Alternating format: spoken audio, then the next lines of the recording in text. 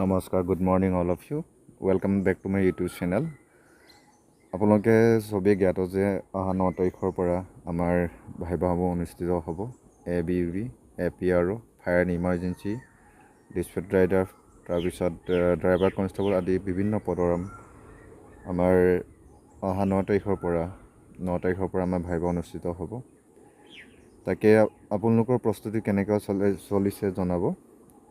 প্ৰস্তুতি আপোনালোকে ভালেই কৰিছে। কাইলৈৰ পৰা আমাৰ এডমিটসমূহ ডাউনলোড হ'ব। আপোনালোকে এটলিষ্ট পাঁচটা বস্তু আপোনালোকে মনত ৰাখি লৈ যাব। আপোনালোকৰ তাত ভাইভা লোৱা অফিচাৰবোৰ থাকিব। অফিচাৰবোৰৰ আগত আপোনালোকে কেনেকৈ প্ৰেজেণ্টেশ্যন আপোনালোকে নিজকে দিব, এইখিনি বস্তু থুলমূলকৈ আপোনালোকৰ আগত দাঙি ধৰিবলৈ চেষ্টা কৰিছোঁ। ভিডিঅ'টো স্কিপ নকৰিব, শেষলৈকে চাব। আৰু প্ৰথমবাৰৰ কাৰণে আপোনালোকে মোৰ চেনেললৈ যদি আহিছে প্লিজ ছাবস্ক্ৰাইব কৰি দিব আৰু শ্বেয়াৰ কৰি দিব, কমেণ্ট কৰিব। যদি ভুল হৈছে আপোনালোকে শুধৰাই দিব। চবকে বেষ্ট অফ লাক। এই 5টা বিষয়বস্তুনো কি আমি জানো আহক। ফাৰ্ষ্টে আমাৰ তাত অৰেল ভাইভা লোৱা অফিচাৰ ছাৰবোৰ থাকিব, মেমহঁত থাকিব। তাত আপোনালোকে নিজকে কেনেকৈ পৰিচয় দিব আৰু আপোনালোকে 5 নম্বৰৰ ভিতৰত এটলিষ্ট 3 বা 4 নম্বৰ আপোনালোকে কেনেকৈ গোটাব পাৰিব, নিজৰ মাৰ্ক কেনেকৈ ছিকিউৰ কৰিব পাৰিব, আপোনালোকে তাত মাৰ্কবোৰ কেনেকৈ কেৰি কৰিব পাৰিব।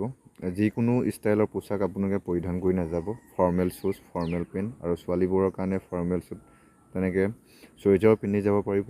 যদি নাযাব আপোনালোকে ড্ৰেছিং চেন্সৰ ওপৰতো আপোনালোকৰ মাৰ্ক থাকিব। +2 নম্বৰ আপোনালোকে ভাইভা লোৱা কোঠাত প্ৰৱেশ কৰোঁতে ডাইৰেক্ট সোমাই নাযাব। May I getting ma'am, may I getting sir, তেনেকৈ সোমাই যাব। তাৰপিছত চকীত বহাৰ পাছত আপোনালোকে হাত ভৰি লৰাই নাথাকিব। আৰু প্ৰশ্ন উত্তৰ নাজানিলে নাজানো বুলি ক'ব, ডাইৰেক্ট নাজানো বুলি ক'ব, ডাইৰেক্ট ব্লাইণ্ডেড নক'ব।